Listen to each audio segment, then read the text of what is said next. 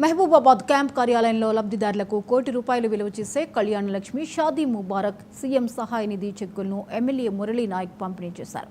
ఈ సందర్భంగా లబ్ధిదారులు సంక్షేమ పథకాలను ప్రజల్లోకి తీసుకువెళ్లాలని ఎమ్మెల్యే కోరారు. రాష్ట్ర ప్రభుత్వం ఆదర్శంగా నిలిచి పూర్తి చేసిన కుల గణనను ప్రధాని దేశవ్యాప్తంగా చేపడతామని ప్రకటించడాన్ని ఎమ్మెల్యే హర్షించారు. సీఎం రేవంత్ రెడ్డి ముందు చూపుతోనే కుల గణన చేయించారని ఎమ్మెల్యే కొనియాడారు. ఆర్థికంగా ఈ సంక్షేమ పథకాల్లో కావచ్చు, అదేవిధంగా ఈ షాదీ ముబారక్ కావచ్చు, మన కళ్యాణ లక్ష్మి పథకాల్లో మీకు ఏమైనా ఆర్థికంగా మీరు లబ్ధి చెందితే 10 మందికి తెలియజేయడానికి నేను చెప్తాను. భారతదేశ చరిత్రలో కనీ విని ఎరగని రీతులు తెలంగాణ ప్రభుత్వం తీసుకున్నటువంటి నిర్ణయాలను భారతదేశానికి రోల్ మోడల్ అవుతుంది. ఇప్పుడు నిన్న పార్లమెంట్ ఉభయ సభల్లో క్యాబినెట్ కమిటీలో తెలంగాణ ప్రభుత్వం చేసినటువంటి కులగణన చాలా బ్రహ్మాండంగా ఉంది. దేశానికి రోల్ మోడల్.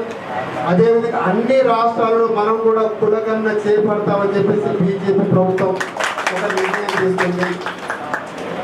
అంటే ఎంత బృహత్తరమైన కార్యక్రమం మన గౌరవ ముఖ్యమంత్రి రేవంత్ రెడ్డి గారు ముందు చూపుతోటి మన ఎలక్షన్ల కంటే ముందే మన ప్రియతమ నాయకులు రాహుల్ గాంధీ గారు కన్యాకుమారి నుంచి కాశ్మీర్ వరకు దాదాపు 4,500 కిలోమీటర్ల కాలినడకన పాదయాత్ర చేస్తున్నప్పుడు అనేక పేద ప్రజలు వచ్చి ఆయనను వాళ్ళకు ఉన్నటువంటి సమస్యలు తెలియపరచడం జరిగింది.